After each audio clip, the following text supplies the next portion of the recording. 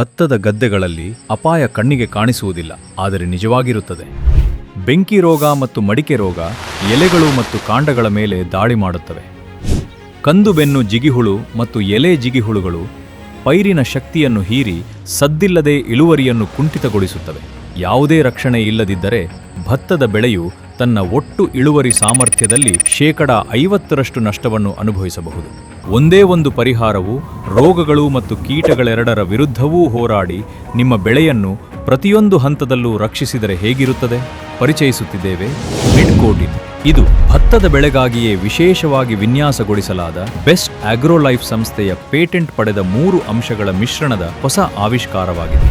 ಬೆಂಕಿ ರೋಗ, ಮಡಿಕೆ ರೋಗ ಮತ್ತು ಕಂದುಬೆನ್ನು ಜಿಗಿಹುಳು ಎಲ್ಲದಕ್ಕೂ ಒಂದೇ ಸಿಂಪಡಣೆಯಲ್ಲಿ ಮುಕ್ತಿ.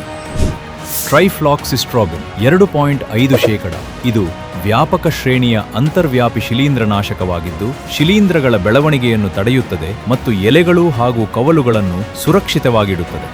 ಐಸೋಪ್ರೊಥಿಯೋಲೇನ್ 15%. ಇದು ರಕ್ಷಣಾತ್ಮಕ ಮತ್ತು ಗುಣಪಡಿಸುವ ಕ್ರಿಯೆಯನ್ನು ಹೊಂದಿರುವ ಅಂತರ್ವ್ಯಾಪಿ ಶಿಲೀಂಧ್ರನಾಶಕವಾಗಿದ್ದು ಎಲೆ, ಬೆಂಕಿ ರೋಗ, ಕುತ್ತಿಗೆ ಬೆಂಕಿ ರೋಗ ಮತ್ತು ಮಡಿಕೆ ರೋಗವನ್ನು ನಿಯಂತ್ರಿಸುತ್ತದೆ. ಪೈಮೆಟ್ರೋಜೈನ್ 7.5%. ಇದು ಅಂತರ್ವ್ಯಾಪಿ ಕೀಟನಾಶಕವಾಗಿದ್ದು ಕಂದುಬೆನ್ನು, ಜಿಗಿಹುಳು ಮತ್ತು ಎಲೆ ಜಿಗಿಹುಳುಗಳನ್ನು ತಕ್ಷಣವೇ ತಡೆಯುತ್ತದೆ. ರಸಹೀರುವ ಕೀಟಗಳು ಬೆಳೆಯ ಶಕ್ತಿಯನ್ನು ಹೀಗದಂತೆ ಇದು ರಕ್ಷಿಸುತ್ತದೆ.